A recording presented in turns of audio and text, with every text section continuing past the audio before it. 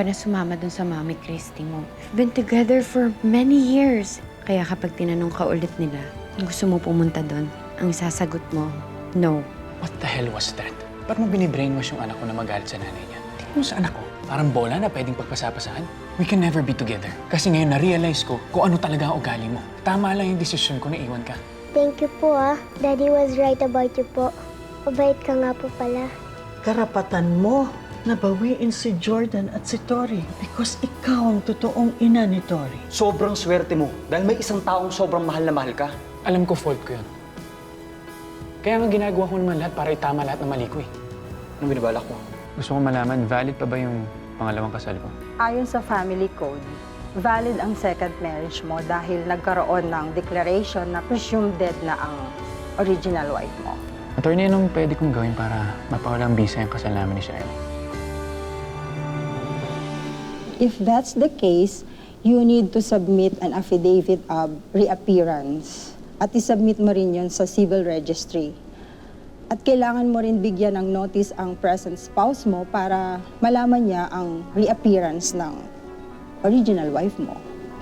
Kung sakaling magawa ko lahat yan, attorney, anong mangyayari? Kung walang magdi-dispute na totoong buhay at bumalik ang original wife mo, automatically matiterminate ang visa ng second marriage mo.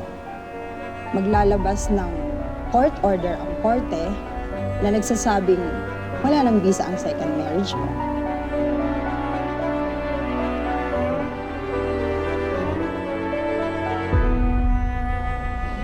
Jeff, pasensya ko na talaga. Wala na kasi akong ibang malalapitan eh.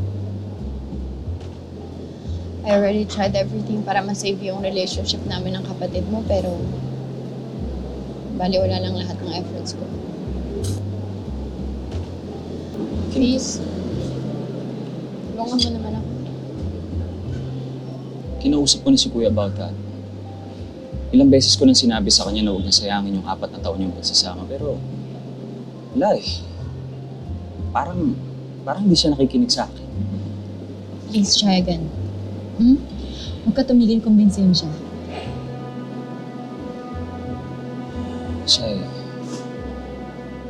bakit ka ba kasi nagtsatsaga kay Kuya? Alam mo, you deserve to be happy. You really do. Bakit hindi ka maghanap ng iba dyan? Yung mamahalin ka ng sobra, yung pasasayahin ka, yung pahahalagahan ka. Gagawin lahat para sumaya ka.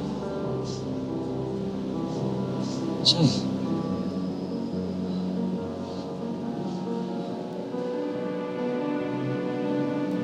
I don't want anyone else. Si Jordan lang talaga yung mahal ko. Kaya hindi ko kaya mawala siya sa akin.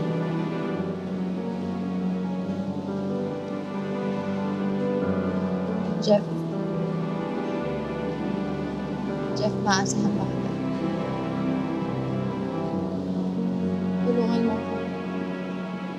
Please.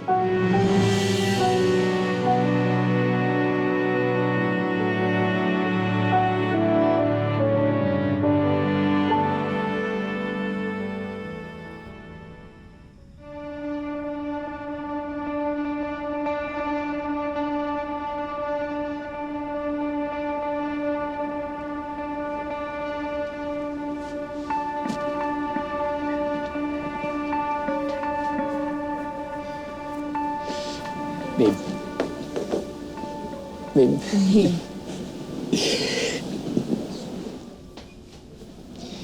Nakausap ko yung lawyer. Ang sabi niya, kailangan lang daw natin mag-file ng affidavit of reappearance, tapos pwedeng ma-terminate yung kasal namin ni Shaira. Talaga? Ibig sabihin ako na lang ang kikilalaning Mrs. Manansala? Eh, Yes, babe. Wala ka na magiging kaagaw sa akin. Sayong-sayo lang ako.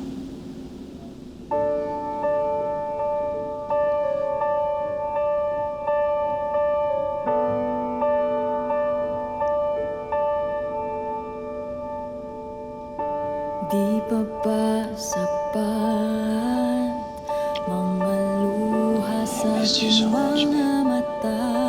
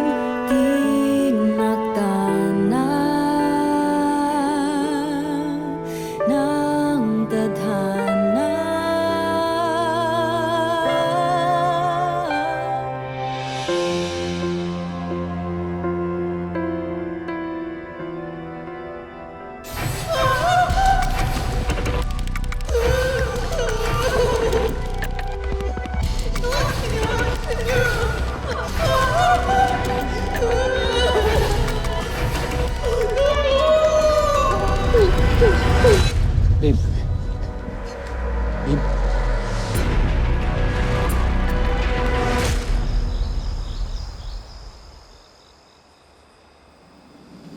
Makakaalis pa kaya tayo sa impyernong to, Tay? Na may kasal kayo ni Bangus.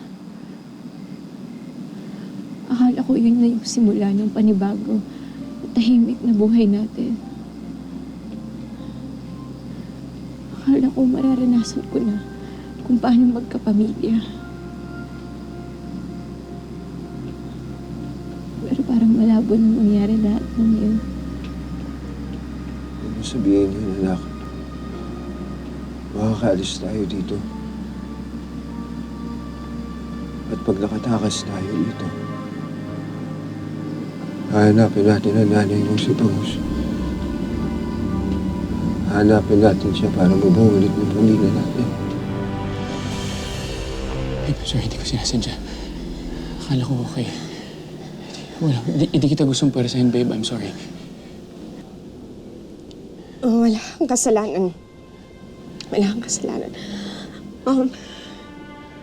Ako yung may problema.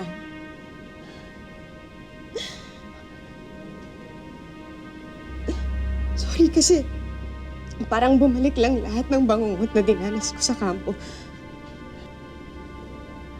Hindi ko pa makalimutan lahat ng pang-aabuso nila sa akin.